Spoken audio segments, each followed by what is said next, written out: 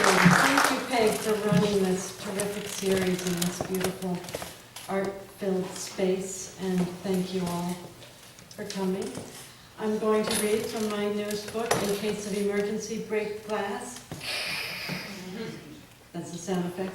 It's a collection of 3 novellas. 2 of the stories are set in the present day and feature contemporary American women suffering more than the usual indignities of international travel. And I am going to read from one of the stories that is set in the Arctic in approximately the year 1000 BC, historical accuracy not being my strong suit, a long time ago. And it's set in among a little band of kind of pre-Inuit people. And one of the characters we're going to hear from tonight is named Inuit, and Inuit is what we today would call gender variant, although that doesn't really come into this particular story. And I think you'll see some things in here that have to do with the theme of begin again, and this story that's titled The Sound in High Cold Places is dedicated to my brother, Peter Van Arsdale, who is here tonight. Okay, so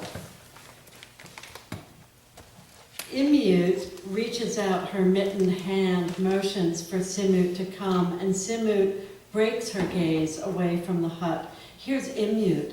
Here's where she wants to go.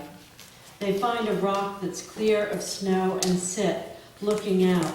They can see the land as it curves into the hand of the bay, still iced over.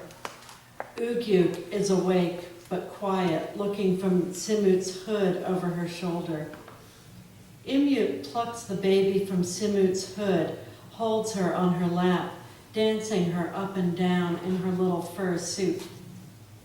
Simut tells Inuit more than about her father, and Inuit listens patiently. Although these are people for whom the stories are as real as ice and meat, Simut's never been listened to like this, so attentively. She finds herself skidding into the story she doesn't want to think of, doesn't want to tell, but must. If keeping the story inside keeps her father alive, then she's also not freeing him to drift away up to the spirit world where he now belongs. As she says the words, she feels her heart pound harder. She stops, waves her hand in a small motion as if to say, no, never mind, but go on, Inuit says, looking out into the distance, Ugyuk now resting in her arms, quiet, the huge blued sky reflecting in her eyes. And so Simut tells a story to Inuit, the story she's never told out loud. How Simut's father died in the sea. They were happy living in the place where the walrus sleep, all the first part of Simut's life. But the small encampment grew even smaller, the family of Imik having a sickness that killed everyone in that sod hut. And then Mikak died, and Simut's father was the only man left in the group, and the future was gone. So they would leave, return to the place they'd come from. They would have to make the trip in the time of light, having no dogs, no sleds on which to glide across the frozen waters, ice crystals beating along the runners. Simut's father repaired his kayak with fresh sinew and new skins, letting Simut help him, sitting by his side, holding the sinew or the needles. And then the air began to warm. They loaded up the women's boat with the cached birds in their sealskin sacks. The mothers sat, one in front, the other in back, the girls riding in the center. But when the other girls got in, Simut sat down on the beach and wouldn't move. All the mothers cajoling couldn't get her to stop crying. She would only go in the kayak with her father. And so he picked her up, swung her into the kayak, sat her on his lap. Everyone laughed, Simut so small, able to nestle there for the long ride.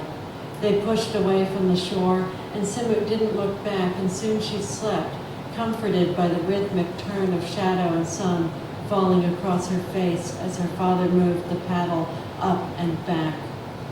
And they rowed across the water, Simut waking, looking up, and seeing her father's face above her, framed sometimes by the fur of his parka's hood, at other times bareheaded.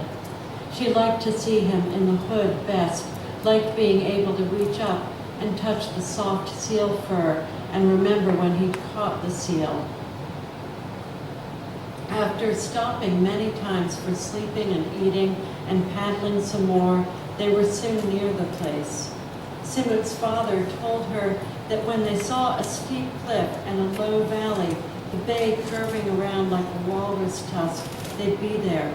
She could see it all from his words, as if his words were floating above their kayak, weaving themselves into something substantive and real. It was so clear she felt she remembered it herself. And then they were crossing the broad, choppy water, the current running not with them but against them.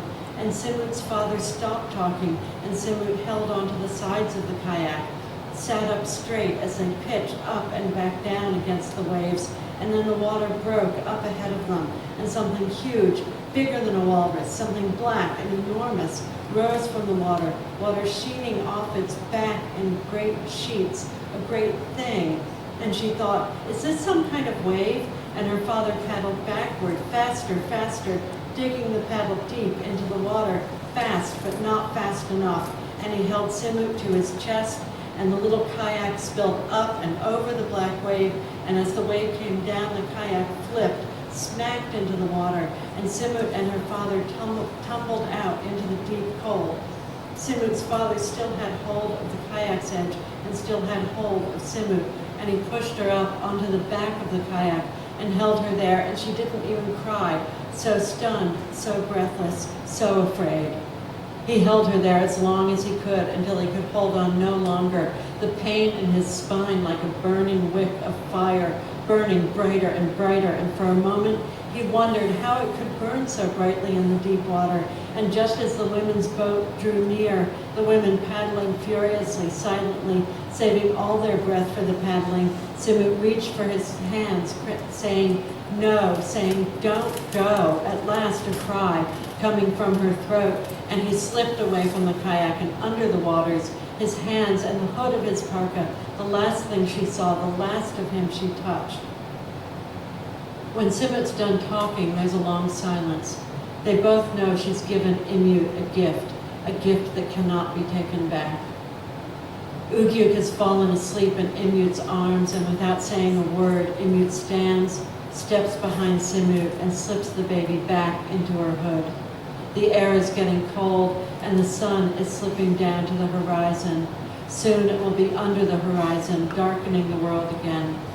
Imut crouches behind Simut and folds her arms around her, holding both her and the sleeping baby. Her arms are so strong, she feels she could hold her and Ugyuk like that forever. Together, the three of them could loft up from their rocky perch, fly off into the lavendering sky. Thank you.